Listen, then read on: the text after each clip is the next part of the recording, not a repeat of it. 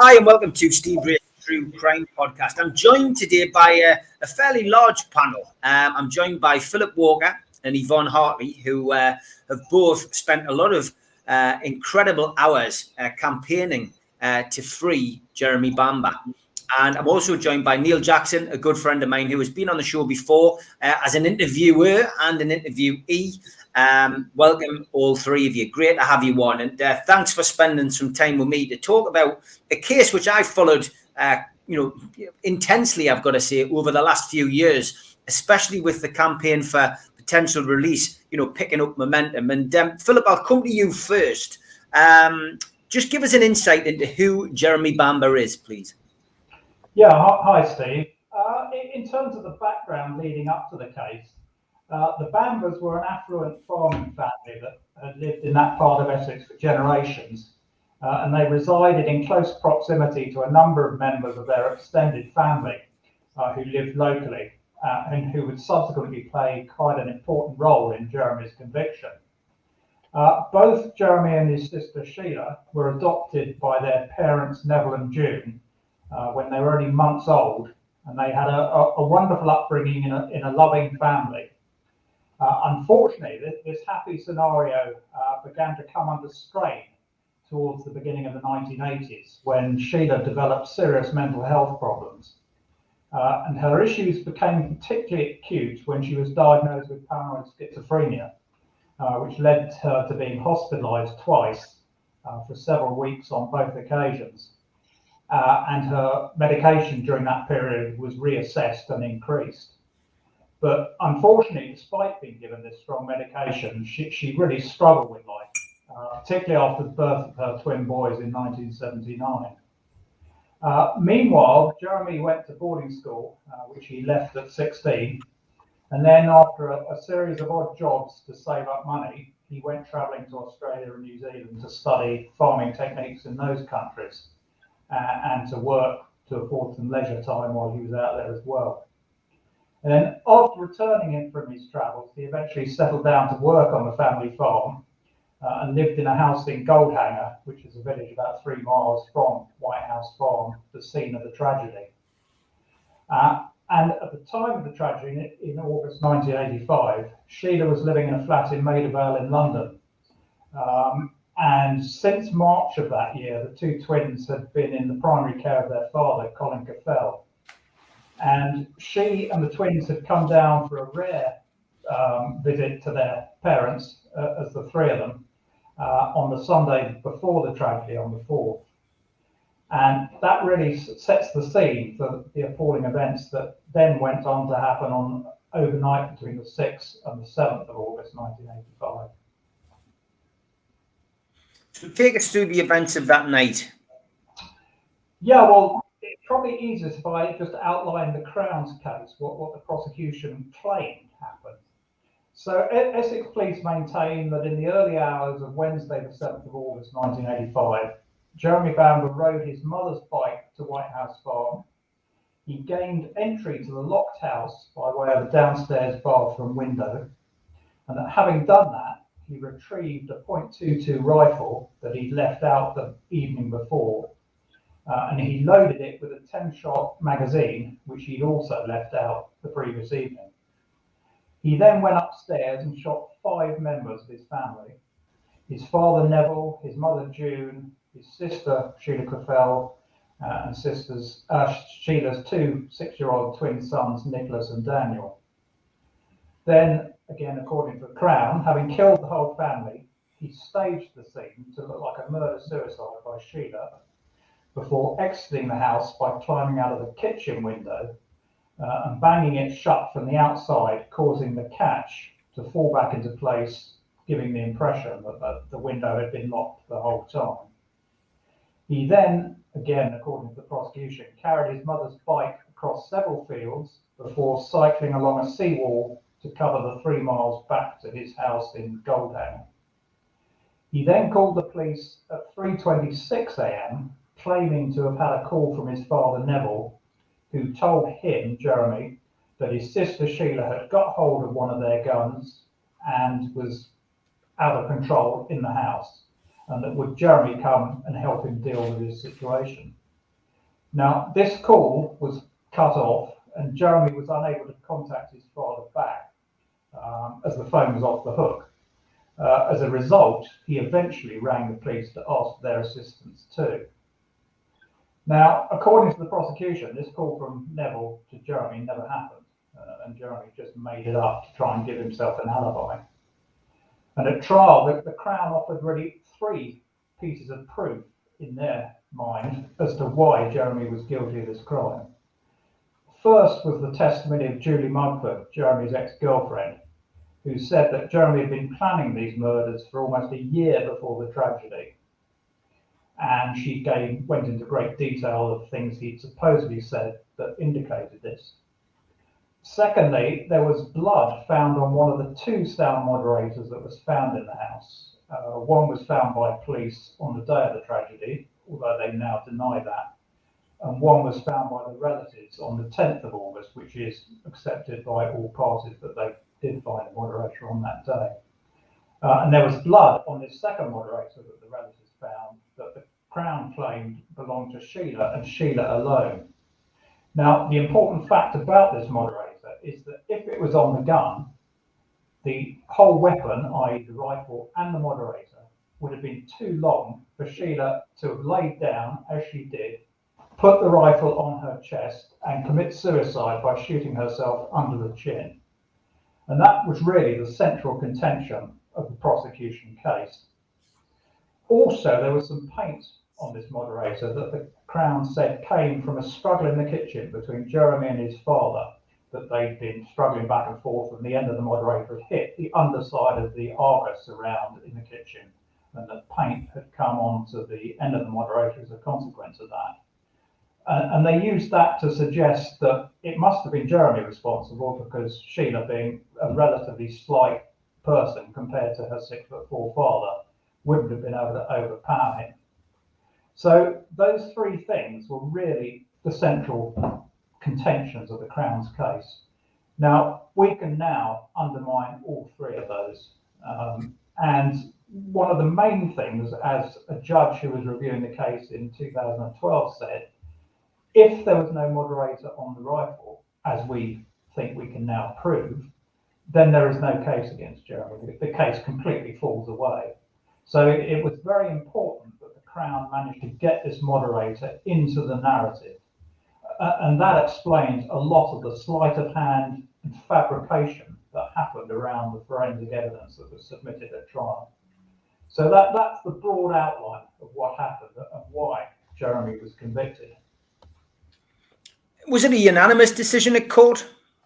No, it wasn't. It was a 10-2 majority verdict. So even after all this tainted, manipulated and fabricated evidence had been presented to the jury, still 2 of them, more than 16% of them, decided that this was the load of rubbish that we now know that it was.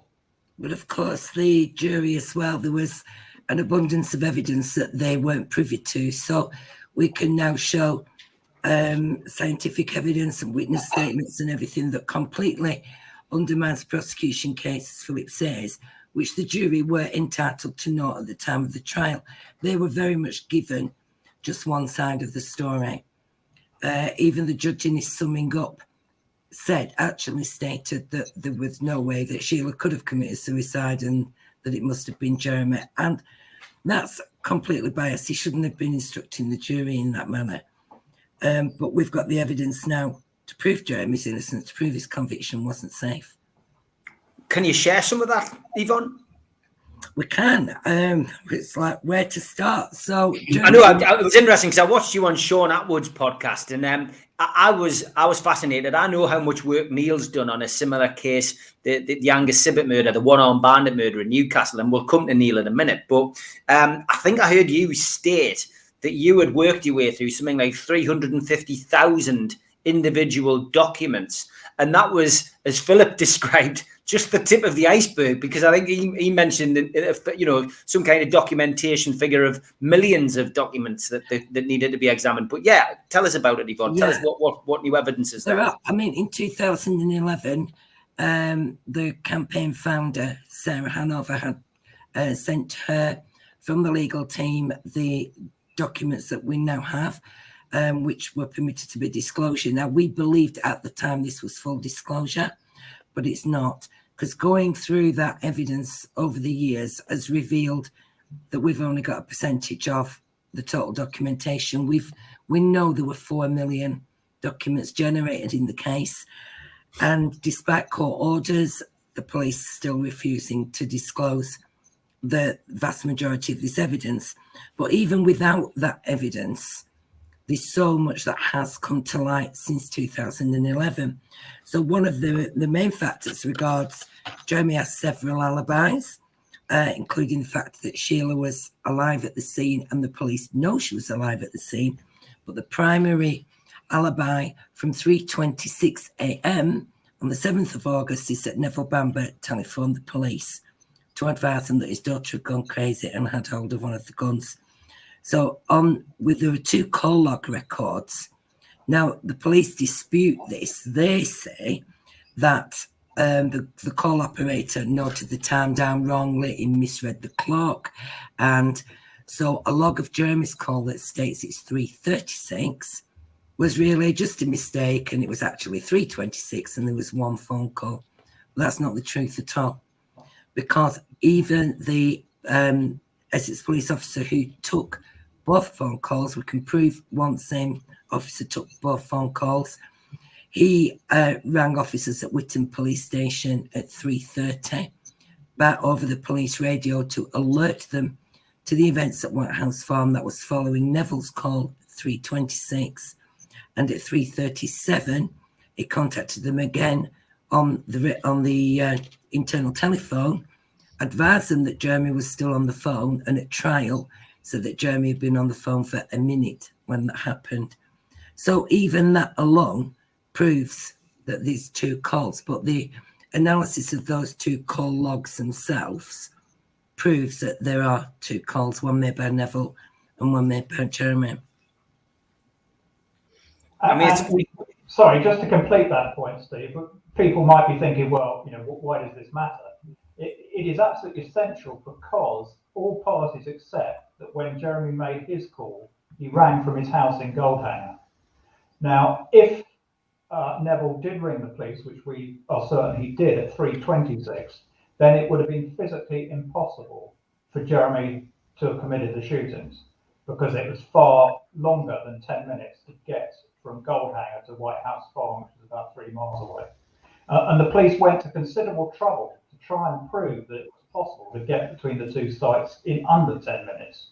But when they found they couldn't, that was when they decided to just hide the fact that Neville had made a phone call. So this is really essential, because if that phone call from Neville happened, then there is absolutely no dispute that Jeremy is innocent. And the police got an officer on a bicycle to travel. There was 4 different routes available over the roads and over farm tracks and via the seawall from White House Farm to Jeremy's cottage. They got a police officer in the daylight. I mean, when this happened, remember, it's pitch black, night time, and Jeremy was supposed to have negotiated a dangerous seawall in 10 minutes. They got a police officer to time the route on these 4 different ways that it could have possibly been done. And the fastest he could do it in daylight was 16 minutes. So absolutely impossible. But we believe that was only done because if it had been possible in 10 minutes, the police would have said, oh, well, Jeremy made the call at 3:26 from White House Farm, but then made the call at 3:36 from his own home. We absolutely believe that's what would have happened. But because they couldn't get that time in, because they couldn't have Jeremy doing that journey in the 10 minutes time period, that they simply lost the call. Well, there's another telephones issue. The police at trial told the jury that Jeremy had hidden the telephone that was normally in the bedroom at White House Farm to prevent his parents being able to ring the police. Now, the truth of that is there'd been a thunderstorm the previous weekend. There was 4 telephones in the house.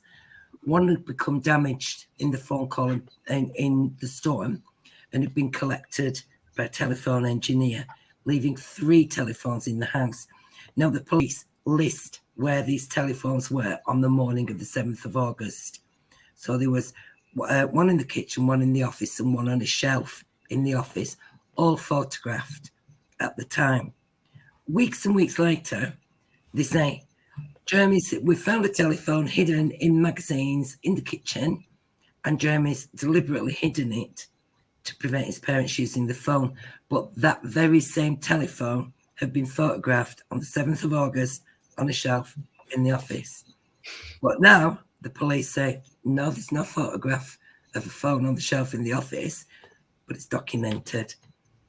So because they tried to manipulate everything in order to point the finger of blame at Jeremy. That wasn't done until weeks later. That telephone movement, we can even prove that happened on or about the 24th of August.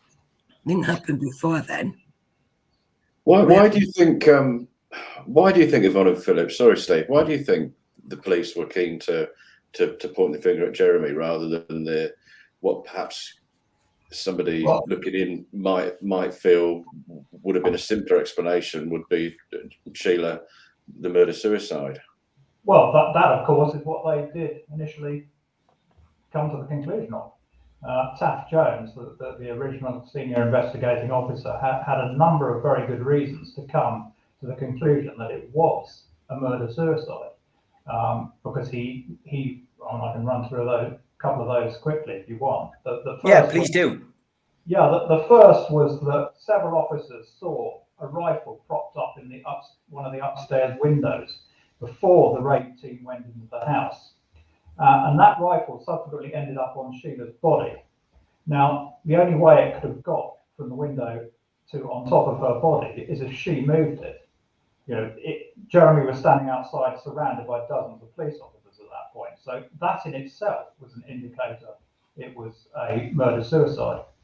But the other things that led Taft Jones to reach that conclusion was that he was aware that the police had been talking to Sheila during the course of the siege, that she'd made a 999 call from the house at 6:09 in the morning, which again, the fact of which was buried by the police.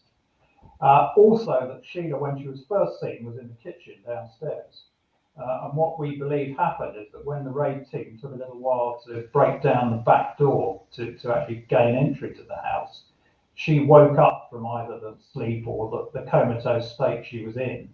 She ran upstairs, took the rifle from the window and tragically committed suicide. So they knew that she was alive when they went into the house because they'd seen her. And they also heard, didn't they, Philip? One of the officers said he heard Sheila upstairs and challenged up the stairs, shouted for Sheila Bamber to make herself known. Yeah, that's right. So, and you have to ask yourself, why did they challenge for Sheila and not for anybody else? If they didn't know Sheila alive in the house, why did they specifically ask for her? But there's one other element that, as part of the information that Taft Jones knew, and that is the source of the second shot to Sheila.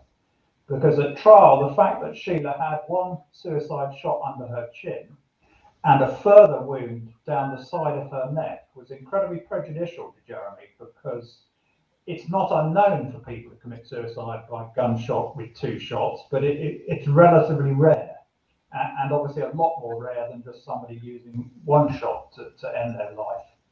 Now, what happened after the tragedy is that there was a tactical firearms unit training exercise organised by Essex Police that had trainee firearms officers come and walk through the scene to see what a real crime scene looked like. And what we believe happened is that they were lifting the rifle on and off her body by way of demonstration of how you deal with a crime scene, once the tragedy is ended. And we believe that during that process, the gun accidentally discharged. And that is how the second wound on Sheila came about. But they didn't admit that, because in the context of the first investigation, which they thought was a murder-suicide, as we now know correctly, it didn't particularly matter. It was embarrassing, but they just covered it up and nobody knew about it. But when the second investigation, which it did focus on Jeremy, got underway, rather than going to the officers who were running the second investigation and saying, well, sorry, we've got to tell you that this second shot was nothing to do with the tragedy, it was caused by us, they just kept quiet. And that fact, when it came to trial, as I say, counted very strongly against Jeremy, because if you're presented with scenario A, that is 30 times less likely to happen than scenario B, i.e. that she committed suicide with 2 shots, then you are rightly going to be far more inclined to believe the one that is statistically more likely. And the fact they just kept quiet about this is one of the really shocking parts of it. Because another important factor is that even as late as the 2002 appeal, Essex Police, the CPS, say that there was 29 individuals at the scene all that day. And that's wrong. We can now prove there was 43 police officers who entered the house before a single photograph was taken at 10 o'clock. Now, that supports, we have it on the logs that there were training exercises, and they were calling, even after all the deceased had been discovered, they were calling more firearms officers to the scene. There is only one reason they did that, and that's to conduct these training exercises. But even though the house was large, you've got, before a single crime scene photograph is taken, you've got 43 officers in and out of the house, running up and down the stairs, interfering with the scene itself. We can prove multiple ways now that they interfered with the scene. The police said all they moved was a stool to gain access to a hallway and open doors. That's completely false. We know they were moving Sheila. We know they were moving June. They restaged the entire scene. And we now have the evidence to prove that, and that's now with the Criminal Cases Review Commission. Even police officers, during the Dickinson inquiry in 1986, 3 of the original raid team stated to DCI Dickinson, we were shown photographs to make our statements. Their statements weren't made till the middle of September. And they say, well, the disclosed statements weren't written till the middle of September. And they say that they told Dickinson that Sheila was not in the position that they had first seen her in. 3 different members of the 6 initial raid team officers all said that. Tell us about the suicide notes, Philip. Yeah, so actually that was one of the other reasons I missed out in the list of why Taft Jones, the original senior investigating officer, thought it was a murder-suicide. And that was, as you say, because they found a suicide note.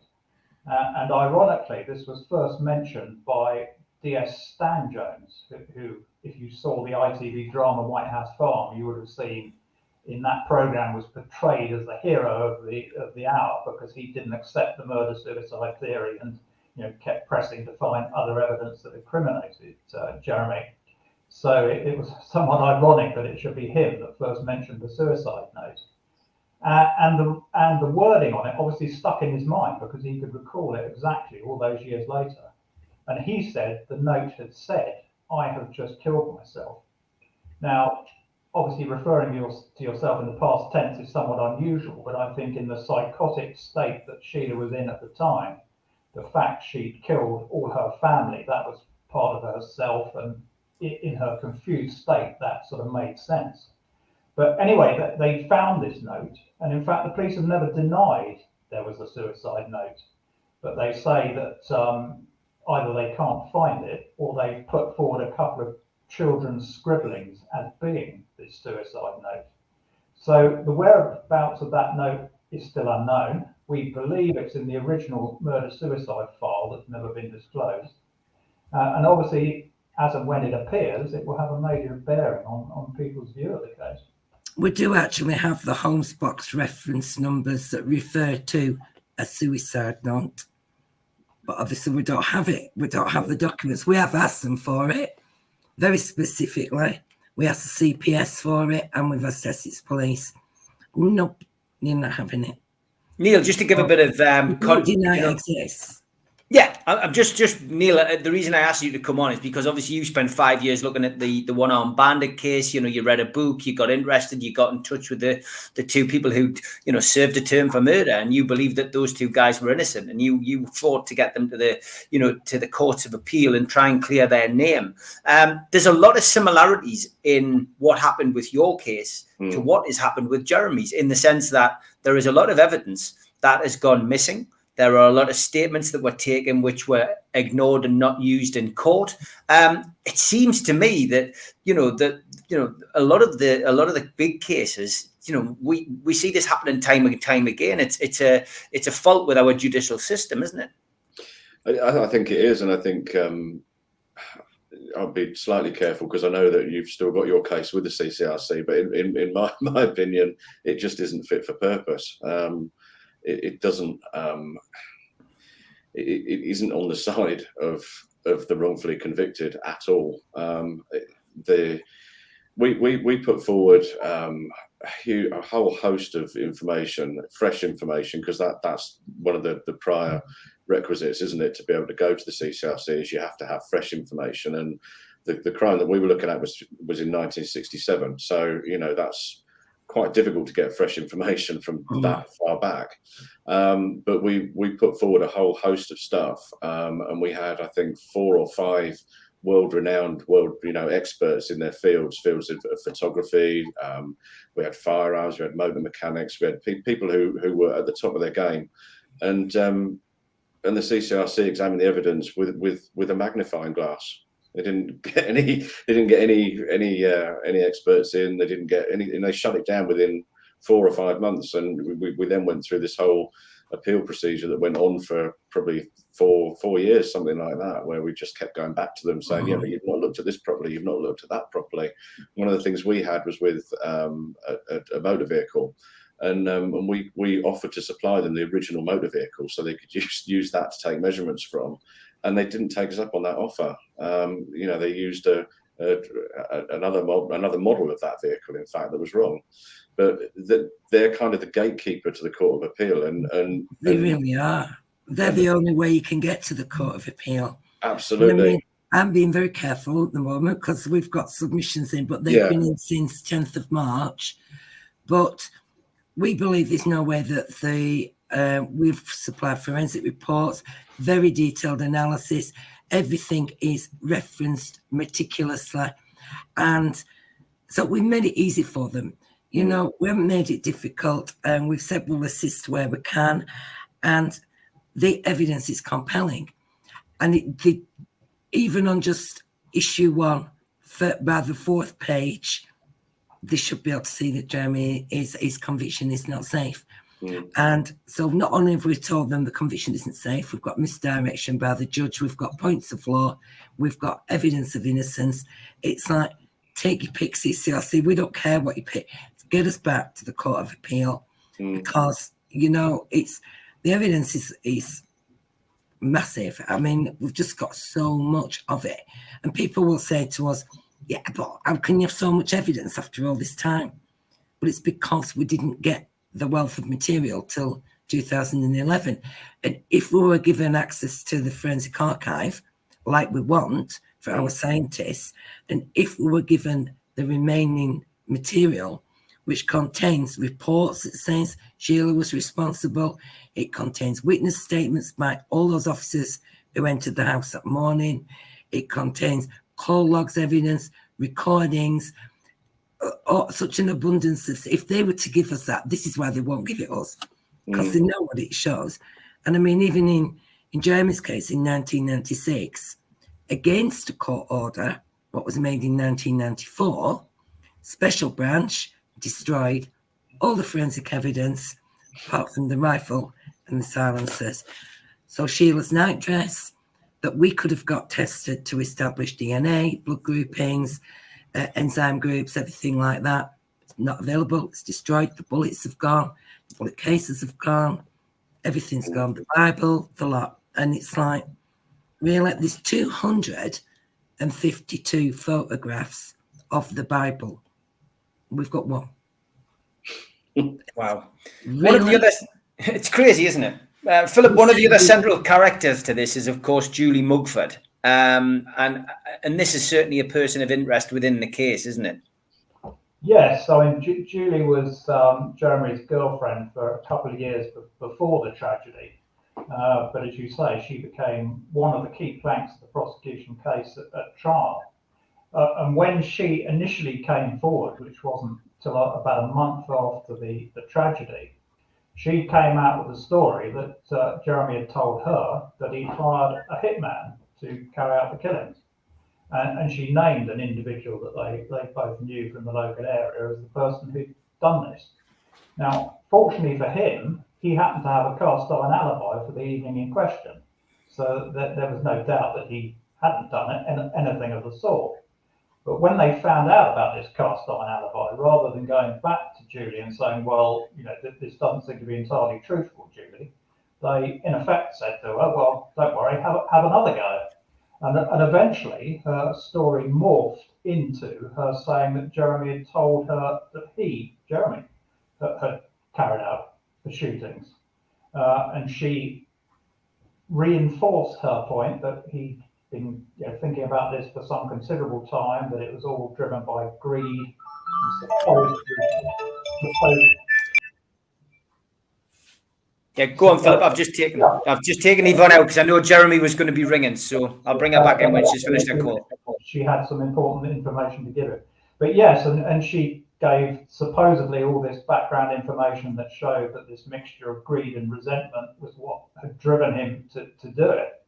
But in fact, what the jury didn't get to hear was that Julie was, as well as being a rather sort of troubled individual, sort of going about life generally, was also a one-woman crime wave. She'd been involved in drug smuggling, drug dealing.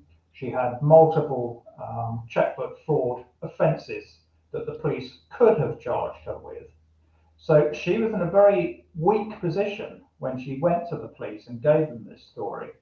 And that enabled the police to really sort of put some pressure on her to, cooperate with them to reinforce their own narrative that Jeremy was responsible.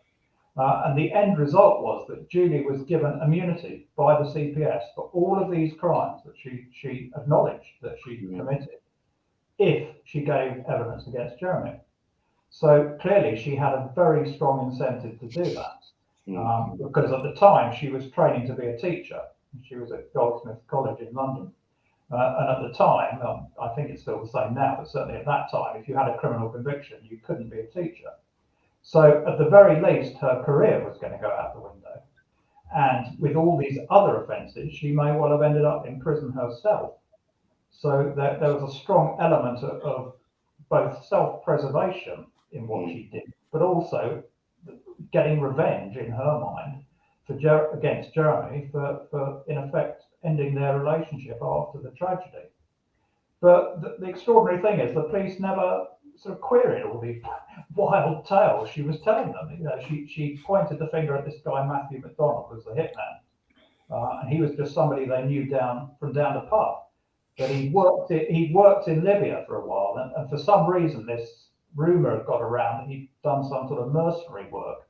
But in fact, he was just a plumber. So rather than being in Libya surrounded by Kalashnikovs, he was actually surrounded by U-bends, which was more prosaic. But anyway, Julie obviously bought this story. So she said, oh yeah, this is Matthew McDonald that actually committed the crimes. But as I say, fortunately for him, there were many people who'd seen him on the night in question, and he was able to prove that he'd had nothing to do with it. But extraordinarily, they still presented this evidence at court, and McDonald was, called in to give evidence to, swear on oath that he had nothing to do with it.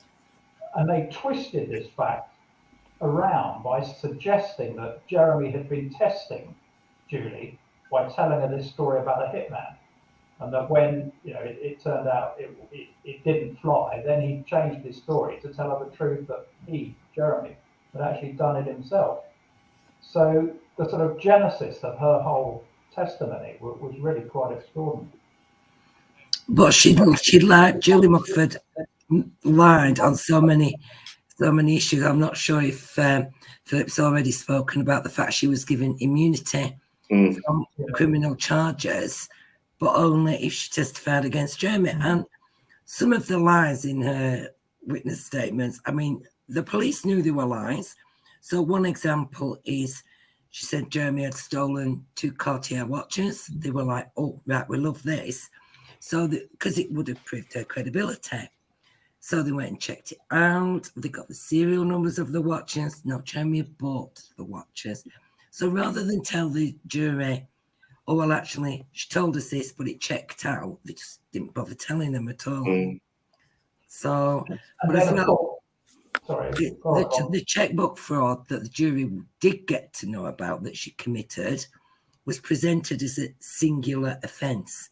So it was like, oh, well, she was a bit bad. She went and did a checkbook fraud with a friend, but it's fine. But she went to see the bank manager and it was all resolved. The jury didn't hear that was a minimum of 13 check offences because of the amount that it involved, and the check guarantee card only guaranteeing up to £50. There were a minimum of 13 check offences, but it was presented as a singular one, a single mistake. It wasn't. But the other point about Julie is, obviously, she then went, after Jeremy's conviction, she then went on to sell her story to the News of the World for a substantial sum of money. I mean, she was paid £25,000. This is back in '85. Now, that obviously is a lot of money now, but back then it was a life-changing amount of money. She bought a 2-bedroom flat in London with that, and that basically, pretty much set her up for life. So all the incentives she had to lie were pretty obvious. Yeah, that interview with the News of the World was arranged in December 1985, and it was only going to happen on a guilty verdict. That was a condition. But I mean, the police won't even give us that contract. They say they can't find it. And the News of the World also said, oh, we don't have any record of this. So conveniently, all the relevant paperwork seems to have disappeared into a black hole. Like it does. But as well, it's interesting, in 2002, Julie Mudford's evidence, she also tried to implicate Brett Collins. She said that she went back to the Hitman story and said, oh, well, I think Brett Collins was involved now. And it's, well, why didn't you say that in the first instance? Because they'd have proven straight away that that was another lie. But it just kept coming and coming. So even in 2002, she just had to elaborate on these lies, and it just made no sense. Did she go into witness protection? Pardon? Did she go into witness protection? We believe so. She was put up at the police headquarters for initially. So, but we're not quite sure how that was. But she wasn't working, but managed quite well financially. So, not sure how that worked. But she didn't go into witness protection in terms of getting a new identity or anything. She lives quite openly in Canada now. Does she? And is very senior in the sort of education system in Winnipeg. Now, whether the parents of Winnipeg know that the person who's overseeing their children's education is in fact a one-woman crime spree, we think probably not, but I imagine they'd be quite disturbed if they knew her true background.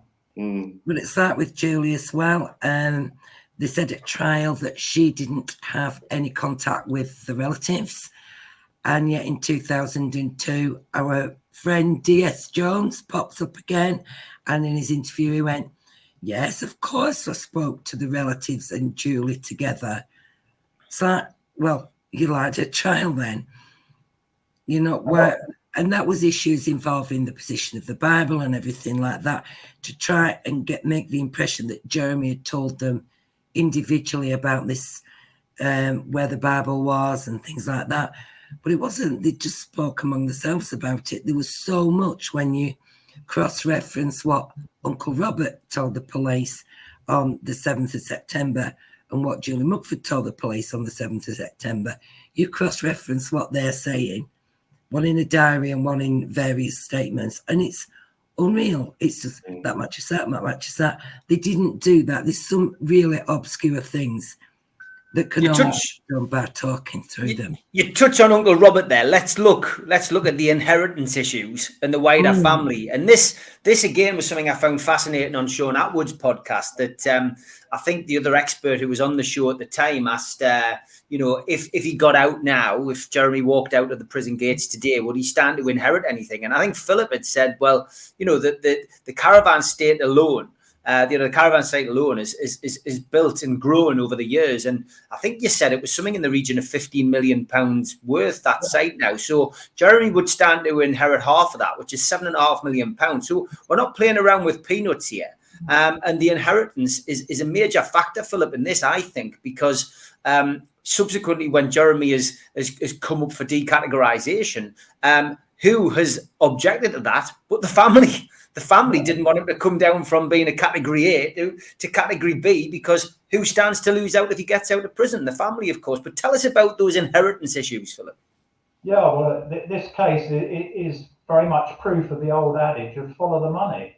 And that played a key role. Uncle Robert that Yvonne referred to was Robert Boutflower, who was married to June Bamber, Jeremy's mother's sister. So an uncle on his maternal side. And Uncle Robert very much had the eye for the main chance. And even before Jeremy came under suspicion, Robert, arranged for the grandmother's will, and this is June and Pamela, previously Bamber's mother, he arranged for her will to be changed so that what was called the in issue clause was taken out. And that the effect of that was that if that clause was taken out, the assets that would have been left to June Bamber would have gone down under the previous arrangement down to Jeremy as her issue. But without that clause, it meant that all of those assets went to June's sister, Pamela, Robert's wife, instead. So even before Jeremy was under suspicion, he was arranging things from a financial point of view in his own favour. And as you say, that we're talking about substantial sums of money here. I mean, the caravan site you mentioned is a substantial one, but it was by far from being the only one. Opposite the caravan park now, there's a very successful wedding venue called Volty Manor, which is probably worth quite a few million in its own right. So there was a very strong incentive for them to make sure that Jeremy was convicted, because obviously if he was convicted, then he couldn't inherit. And the relatives ended up inheriting everything. They inherited June's estate, they inherited Ralph's, Neville's estate, and also Sheila's. So everything, literally everything, went to the relatives as a result of Jeremy's conviction. Including Jeremy's cottage. Yes, including his own house. And I mean, Sheila's house in Maidavale alone is, her flat there is worth like £1 million now. Mm. So, but it's the way they did it. I mean, Uncle Robert was absolutely obsessive with money, as was his daughter Anne Eaton. She was offered to go into the house on the 10th of August to clean up. She admitted to the police she was looking for clues. On that very same day, her father Robert was looking in Neville Bamber's trouser pockets and jacket pockets. He found his wallet, which he took £400 out of. Anne Eaton was looking in June and Sheila's handbags, taking any money. They were collecting drawers of jewellery, taking them back to Anne's house. And this isn't us speculating. This is in Anne Eaton's evidence in her note cards, listing values of land, values of property, all before Jeremy's even a suspect. Ultimately, the estates went to, the probate was granted on Neville and June's estate in December 1985. That went to Mabel Speakman, who was the grandmother. Mabel died in February, and probate was granted on the estate, which then was inclusive of everyone else's. That was granted in July 1986, pre-trial. So when Robert Boutflower was asked by the jury if he had motive to lie and who the inheritance would go to and everything, he said, "No, I'm a wealthy man in my own right." But had the jury, that was only through Pamela inheriting. Mm. If the jury would have known, well, actually, no, this had gone through, that had gone through, everything went to Pamela, I'm sure they would have looked at him very differently, particularly considering the jury was told that the blood found in their single moderator, as they say it was, the jury were told that matched Sheila and only Sheila, nobody else. But the week before the trial, they actually discovered that it also matched Uncle Robert. The enzymes matched, the blood group matched, but yet the jury didn't get to hear that. Now, that's a massive point of law, because at trial, the judge stopped them hearing it. The judge put an embargo on it and said, "You're not telling the jury." Why? When you dig a bit deeper into this, I mean, Uncle Robert obviously passes away, but the cousin then suddenly takes up the mantle where his father left off. Because I think I watched a news article, an interview on the BBC. I think Jeremy's case had come up for appeal at the European Courts of Appeal, and his cousin, who I believe was David Boutflower, who had come on TV and more or less said that Jeremy should just give up campaigning for his liberty. That's the guy there. And for me that just tells me, Philip, that this, we know they're doing this in plain sight. This is protecting the financial asset. We can't have Jeremy coming out and taking what's rightfully his. But as well, if I can just interject, and then Philip can come in because I want to get this thing, is that David did find one of the silencers, but rather than examine it in a forensic manner, put it in a bag, give it to the police, what did he do? Took it to Anne's house and admitted he was trying to unscrew it. Now that is meant to be the key piece of forensic evidence against Jeremy, and you've got a beneficiary. All three beneficiaries are sat around Anne Eaton's kitchen table, and he is forcibly trying to unscrew it. And then apparently they find blood and paint on that same exhibit. No, they don't. It's not forensically safe. It should never have featured at the trial.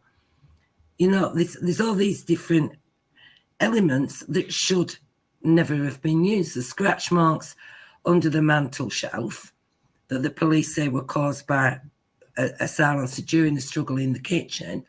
The police say the relative showed us the scratch marks under the mantel shelf.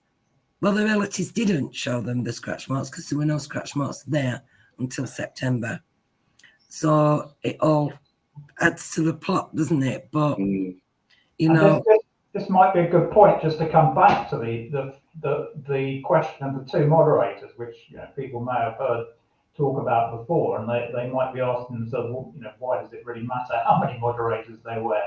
But it's absolutely central to the case because, as Yvonne said, David Boutflower found a moderator at White House Farm on the 10th of August. But previously, the police had found one at the house on the day.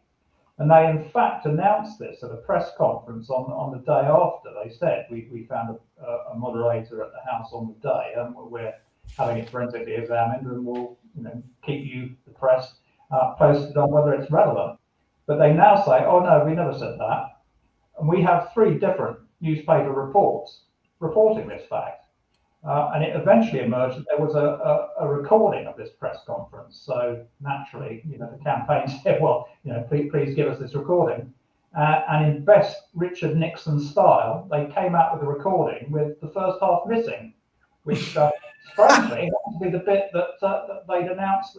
So, it's like dealing with a bunch of 7-year-olds. It really is so obvious. But moving on from that aspect of it, the key deception in the Crown's case was that they told the jury there was one moderator that had the blood that we've referred to and the paint that we've mentioned on it. So both of those items were on one moderator. But in fact, we know, because of the forensic records make it very clear, that the blood was on one moderator, the one that was found by David Boutflower on the 10th, and the paint eventually appeared on the other moderator that the police had found on the day. But because we believe they thought that a jury wouldn't accept that 2 separate moderators had been used during the tragedy, they conflated this evidence, gave it a new reference number for this mythical moderator, and presented that to the jury. And that was the central deception that was involved in the prosecution case, because there was not one moderator with blood and paint on it. But also there was no moderator used during the incident because the evidence that's on it was created later. So, and there's no telling when the blood was inside the moderator. I mean, if that was Uncle Roberts, which it quite feasibly could be, it could have been there from months ago. So, but it certainly was not connected with the incident. There was no silencer attached. The bullet wounds to everybody were caused by a rifle with no silencer attached. And we've got forensic reports from American experts that in no certain terms confirm that. And also there's a good place people can actually see this for themselves. There's a very good video on YouTube from Mark Williams-Thomas from 2011 called Bamber, the New Evidence. And in that video, our ballistics expert, Philip Boyce, gives a very clear demonstration using a pig carcass of what a wound with a moderator looks like and without. And if you compare, as he does on screen, those two different marks with the crime scene photos, you can clearly see, blindingly obviously, that no moderator was on the gun during the shootings. And as a judge said in 2012 in one of the periodic reviews, he quite clearly said, if there was no moderator on the gun, there is no case. So by hook and by crook, the police had to get this moderator into the narrative because there was no other evidence. So for those who aren't familiar with the case, we know Jeremy was found guilty. What sentence did he get, and did he appeal? Yeah, Jeremy got initially 25 years sentence set by the trial judge. He put an appeal in, but at that time it was only based on the judge's summing up and predominantly on the evidence of Julie Mudford. The appeal was rejected by the single judge, and then it was rejected by 3 judges, so he never got leave to appeal. The only appeal Jeremy's ever had was in 2002. That was based on DNA evidence that proved that Sheila's DNA was not in any silencer. But surprisingly, that of an unknown male was. And who didn't give a blood sample for a buccal swab? Robert Beaufort. So we've got an unknown male's DNA, which didn't swab off at all, was still there in 2002. But the Crown said, oh, well, just because Sheila's DNA wasn't there, it doesn't mean her blood never was, because it could have all been swabbed away. So, I mean, they were very clever scientists to only swab Sheila's DNA away and not no male DNA. So, you know, but nobody at that time went and said to Robert Beaufort, we need a DNA sample. It was never compared. This could have finished 20 years ago, and nobody did it. And this is the frustrating thing, isn't it? That you've got so many pieces of evidence that point towards the conviction being unsafe at the very least, but mostly pointing to the fact that Jeremy couldn't have carried out this crime. Well, he didn't carry out the crime. I mean, absolutely categorically didn't. But the judicial system doesn't allow you to. I mean, we've sat here for an hour and discussed it. It's plainly obvious to anybody who's listening that you know Jeremy couldn't have carried out this act. Yeah, I mean, it's every single aspect. I mean, the windows. They said that Jeremy got in the bathroom window. We've got fresh evidence on that. There was no damage to that paintwork on the bathroom downstairs windows. It was like a shower room. There was absolutely no damage on 4 examinations prior to October 1985. And in October 1985, lo and behold, scratch marks then appear. The jury were told Jeremy had caused them using a hacksaw blade to gain entry to the house. The photographs the jury was shown of the kitchen window made the catch look as though it was in 7 o'clock position, which is the position it would fall if banged from the outside. But they didn't show the jury they had other photographs of it from straight on that showed the catch was vertical and that there was a bottom catch fully on its peg, fully closed, no way in, no way out, and the police even commented all the windows were closed and secure on the latches, apart from the main bedroom one was open a couple of inches. But, I mean, Steve as well mentioned about Jeremy's sentence, so I need to go back to that. Go. Because I digress. So Jeremy's sentence was originally 25 years, but in 1988, Douglas Hurd increased it without Jeremy's knowledge to that of a whole life term. So Jeremy was told in 1994 about that. So he didn't know. Christmas. He didn't know. Nobody had told it. And Philip can tell you what happened. That's unbelievable. In 1994. What about when he was called into the office, you think? Yeah. Well, they told him in fairly dramatic fashion because they were clearly concerned about his possible reaction to this. So he was called into the governor's office, and they had all the psychiatrists and sort of welfare people in there as well. And after they told him this sort of pretty shocking news, which obviously came as a hell of a blow to him, the governor said, "I'm sorry, but there's one more question I have to ask you. I'm really sorry. I don't like doing this, but there's no alternative." And he just said, "What kind of coffin would you like?" And Jeremy clearly was somewhat stunned by this question, but thought very quickly and said, "Well, naturally, I'd like an oak one with a velvet lining," which I thought in the circumstances was a reasonably good reply.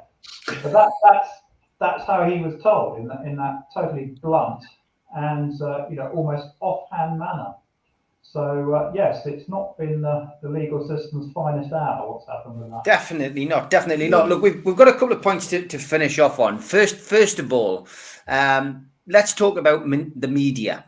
And this was something which we spoke about when we were setting the interview up, Yvonne, when I had my initial chat with you. Yeah. And I'd said that, did you think that potentially the apparent arrogance that was shown by Jeremy could have had a bit of a feeling on the jury, or could have it influenced the jury? But you pointed out something really important to me, and that is the media. The difference between the media in 1985 and the difference between the media now. But the sensationalism around the case. I found this online when I was researching, and this made me laugh, because this is typical red top journalism. This is somebody who's clearly not got any idea of what they're doing with regards to facial expressions, etc. And it's an easy read for somebody, but that condemns Jeremy. It says he's lying, he's mocking grief at a funeral, etc. And yeah, I just wanted to touch on that, Yvonne, because you said you held me up straight away. You went, Steve, he's not arrogant. He was never arrogant. And the way that the photograph was used, for example, when he was coming out of the court in the back of the prison van, he was actually looking at somebody, wasn't he? Yeah, it was. I mean, in the first instance, they did it with Sheila. I mean, there was all these top models, Kills family and drugs related, and they wanted to relate to drugs because they couldn't understand why a woman would kill a family. I mean, we now know she was severely under-medicated. But, they tried to do that with Sheila. Then when the blame went on to Jeremy, it was everything. Every time, I mean, there was hundreds and cameras clicking all over every time he was in the public. And every time he so much as looked at somebody and raised half a smile, it was like, Jeremy's arrogant, he's smiling at the funerals, doing this, doing that. I mean, that photograph that you showed was from a program that was produced last year, where they said Jeremy was faking crying. So they haven't done that with any of the witnesses who have lied throughout and have appeared on camera scenes and are crocodile tears, who were quite obviously crocodile tears. The media have assisted Essex Police because the media have created and demonized Jeremy. And Jeremy is nothing like the media portrayal of him.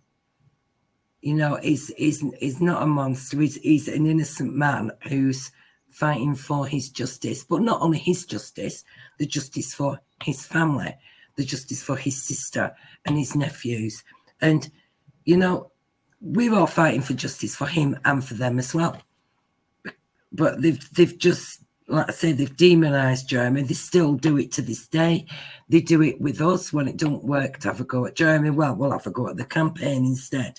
And it's diabolical. It's in one ear and out of the other, because if you've no better evidence to offer than just say, make things up and just have a go at us, then they've no evidence of Jeremy's guilt.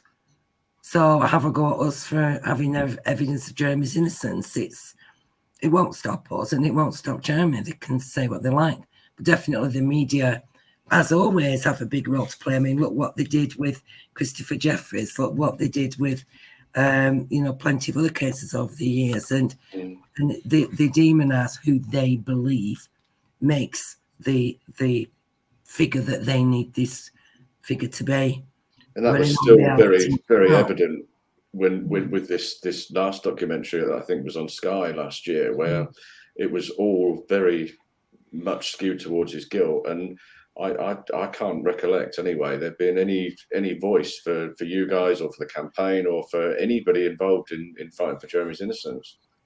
It's why we got you guys. It's why we got you guys on. And Philip, I mean, the documentaries, the dramatizations. We've seen another one recently. I mean, some esteemed actors appeared in the latest dramatization about White House Farm.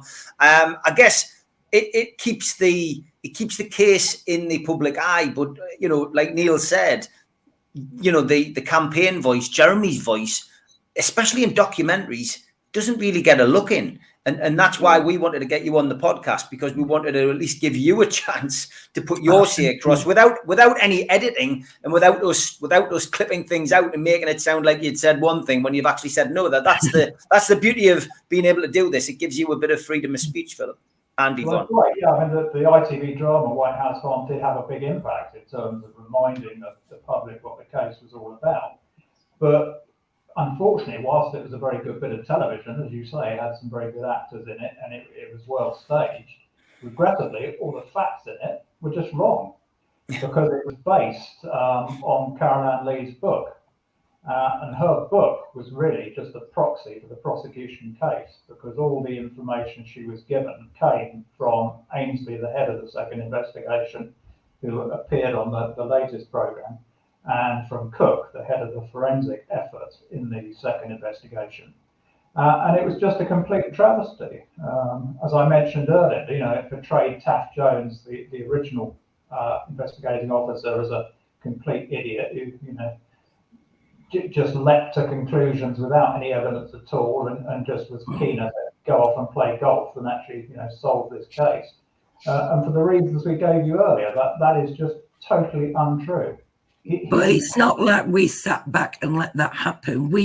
As soon as we got, because we know a lot of people in the industry, and as soon as we got told Chris Mercer's writing a script for an ITV drama, we approached him, we approached his agent, we approached ITV. We said, here's the evidence. We'll give you the evidence. Use the actual evidence. Not interested in the slightest. Didn't want to know. Well, they're going to look pretty ridiculous very soon, because they just didn't want to know. And, it's doing podcasts like this and people allowing us to have this opportunity to be able to present the truth and to be able to present the facts. I mean, we could go on for about a week with the evidence, but it's having this opportunity that gives us a voice, gives Jeremy a voice, and lets the public know that they have been deceived. It's not just that there's this wrongful conviction. The public have a right to know the truth, and they have a right to know how the police have obstructed justice throughout with Jeremy's case, and not just Jeremy's case, in hundreds and hundreds and other cases that still exist to this day. And whether it's non-disclosure, police corruption, or lies, and it's got to come to an end. So to protect everybody. So being able to present evidence for Jeremy, which is factual. I mean, anybody can challenge us on anything. Ask us difficult questions, because they're not difficult, because we've got the facts. So ask us whatever you want to ask us. Please listen to the podcast. Come to us through the website and just ask us, because the truth is always the truth, so it never changes. No, I mean, sorry, go on. Well, I'm just going to say we're 37 years into the 37th year now since this happened, and Jeremy has gone through some changes, and he's older now. Is he 60 this year? Is it, or was he 60 last year? I mean, so he's like the best part of his life behind bars. To finish off, where are we actually now at with the CCRC, and what do you expect to happen next? Well, the CCRC, as Yvonne said earlier, have had the submissions that we made since last March. So we're now 10 months down the line. We are hopeful that they will be coming to a conclusion for their deliberations very soon. We are confident that conclusion will be that the case should go back to the Court of Appeal. That, unfortunately, doesn't mean it's the end of the story. Whilst it's a positive step, that has happened before in 2002, when the case was referred back to the Court of Appeal by the CCRC, but was subsequently turned down by the Court of Appeal. So it is a two-stage process. But we are, as I say, very confident that the CCRC will do the first part of that and send it back to the Court of Appeal. And just the sheer weight and quality of the evidence we have, we believe will convince the Court of Appeal that this is a terrible miscarriage of justice. The submissions are nothing like that has ever gone in before. The vast majority aren't on issues that have ever been considered before. Like I said, people say, how on earth can there be any more evidence? We are still finding evidence. Since we made the submissions in March, we found two major, huge issues that, I mean, it takes a long time to do analysis. So, but since they went in, we found two major issues, and they've also gone in with the CCRC's permission. In fact, they've requested them, so they went into them. So, we are extremely confident. We've got forensic reports. We've got, like I say, everything's meticulously referenced. So it's just a waiting game now. It's so very frustrating though. But all we can do is wait, and we're very confident we're going to get the positive outcome and Jeremy's appeal, and that Jeremy will be a free man. Neil, any questions from you before we finish? No, not really, other than just to say it's been absolutely fascinating, and I wish you, the campaign, and Jeremy all the very best of luck. Oh, thank you very much. Can I just put a shout out to all the supporters, because we've got some, not only us, but Jeremy, I've got some absolutely amazing supporters, and they don't only support Jeremy, but they support us as well, because it gets very hard. And I just want to say a big shout out to them as well, and to you for giving us this opportunity to come and talk today. It's been wonderful. Thank you. No, it's been my pleasure. Big thank you to Spider VPN for all their sponsorship on our channel. For all your internet security, Google Spider VPN. Thanks to skipsandbins.com, 0800 25 45 25 3. Email inquiries at skipsandbins.com. Website www.skipsandbins.com. Easy, contract free, and pay-as-you-go waste collection. Thanks to L&G Family Funeral Directors, 0191 389 7245.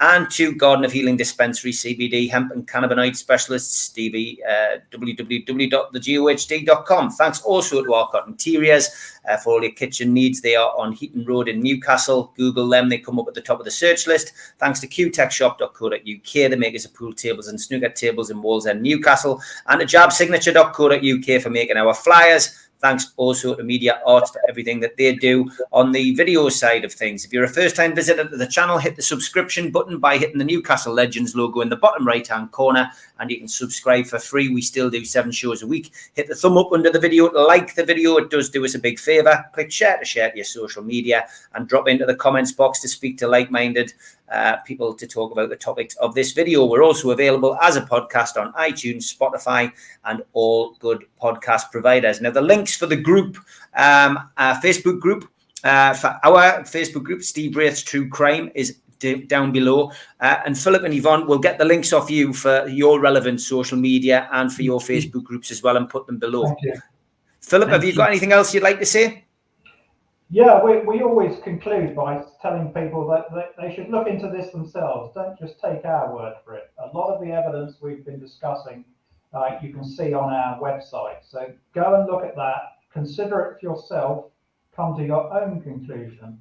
And we strongly believe that if people do that, they will come to the same conclusion that we have.